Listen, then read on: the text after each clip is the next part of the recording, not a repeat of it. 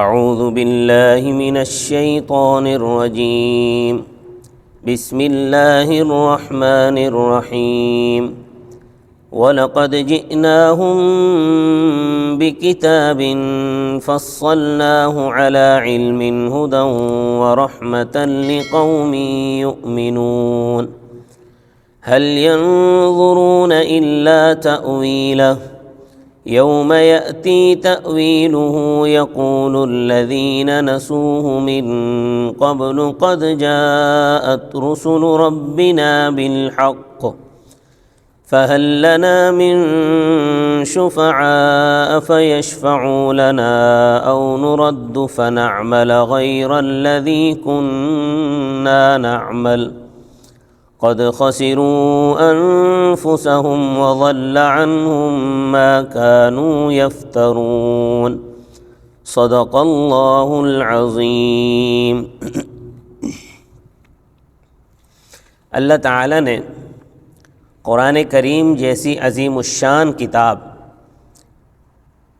بندوں کو عنایت فرمائی ہے۔ اس میں تمام دینی ضروریات کی عالمانہ تفصیل موجود ہے۔ ہر بات کو علم و آگہی کے ساتھ کھول کھول کر بیان کر دیا گیا ہے۔ البتہ اس سے فائدہ وہی لوگ اٹھاتے ہیں جو ایمان والے ہیں۔ یہ قرآن انہی کے لیے رہنما ہے، انہی کے لیے رحمت ہے۔ ان لوگوں پر افسوس ہے جو متکبر اور معاند ہیں، اس سے دور بھاگتے ہیں۔ یہاں پر اپنی عاقبت خراب کرتے ہیں، تو اس لیے فرمایا وَلَقَدْ جِئْنَاهُمْ بِكِتَابٍ، بخدا واقعہ یہ ہے کہ ہم نے ان کو ایک عظیم کتاب پہنچا دی ہے۔ فَضَّلْنَاهُ عَلَى عِلْمٍ، ہم نے اس کو علم و آگہی کے ساتھ خوب واضح کر دیا ہے۔ ہدی ورحمۃ لقوم یؤمنون، وہ ایمان لانے والوں کے لیے رہنما اور رحمت ہے۔ اب اگلی آیت میں آخری انجام کا بیان ہے۔ آخری انجام سے مراد ظاہر قیامت ہے، یعنی مقصد یہ ہے کہ کفار قریش ایمان لانے کے لیے قیامت کا انتظار کر رہے ہیں کہ جب وہ آخری انجام آ پہنچے گا، قیامت برپا ہوگی، تو جو قرآن کو بھولے رہے وہ اعتراف کریں گے کہ واقعی ہمارے پروردگار کے رسول دین حق لے کر آئے تھے، مگر اس وقت حسرت کے سوا کچھ حاصل نہیں ہوگا۔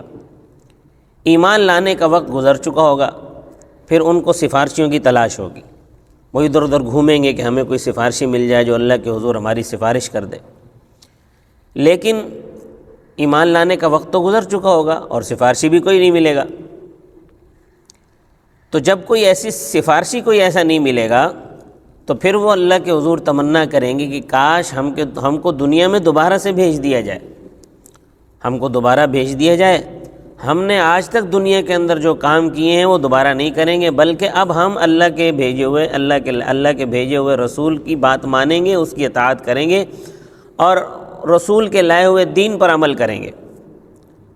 اب کی بار جب ہم واپس اللہ کے حضور آئیں گے تو ضرور پاس ہوں گے، مگر من جرب المجرم فقد ندم، آزمانے کو آزمانا حماقت ہے۔ وہ اپنے ہاتھوں اپنے آپ کو برباد کر چکے ہیں، اور جو جھوٹے معبود بنا رکھے تھے وہ سب رفو چکر ہو جائیں گے، کوئی ان کو نہیں ملے گا۔ تو فرما رہے ہیں کہ هل ينظرون الا تأویلہ، وہ لوگ یعنی منکرین اسلام صرف قرآن کی باتوں کے آخری انجام کا انتظار کرتے ہیں۔ یوم یأتی تأویلہ، اور جس دن اس کا آخری انجام سامنے آئے گا۔ یقول الذین نسوہ من قبل، وہ لوگ جو قرآن کو پہلے سے بھولے ہوئے تھے وہ کہیں گے قد جاءت رسل ربنا بالحق، یعنی اس پر ایمان تو نہیں لائے تھے لیکن اب کہیں گے کہ واقعی بات یہ ہے کہ ہمارے پروردگار کے رسول دین حق لے کر آئے تھے۔ فہل لنا من شفعاء، پس کیا کوئی سفارشی ہے جو ہمارے لیے کوئی سفارشی ہے؟ فیشفعوا لنا، جو ہمارے لیے سفارش کرے، او نرد، یا ہم واپس کر دیے جائیں، فنعمل غیر الذی کننا نعمل، پس ہم ان کاموں کے علاوہ کریں گے جو ہم پہلے کیا کرتے تھے۔ مگر ظاہر ہے وہاں نہ کوئی سفارشی ہوگا اور نہ وہاں سے واپسی کا موقع دیا جائے گا۔ اس کی دلیل اگلا ارشاد ہے اللہ تبارک و تعالیٰ کا، قد خسروا انفسہم، واقعتاً انہوں نے خود کو گھاٹے میں رکھا، وضل عنہم ما کانوا یفترون، اور وہ معبود جو انہوں نے گھڑ رکھے تھے وہ سب رفو چکر ہو گئے۔ صدق اللہ العظیم۔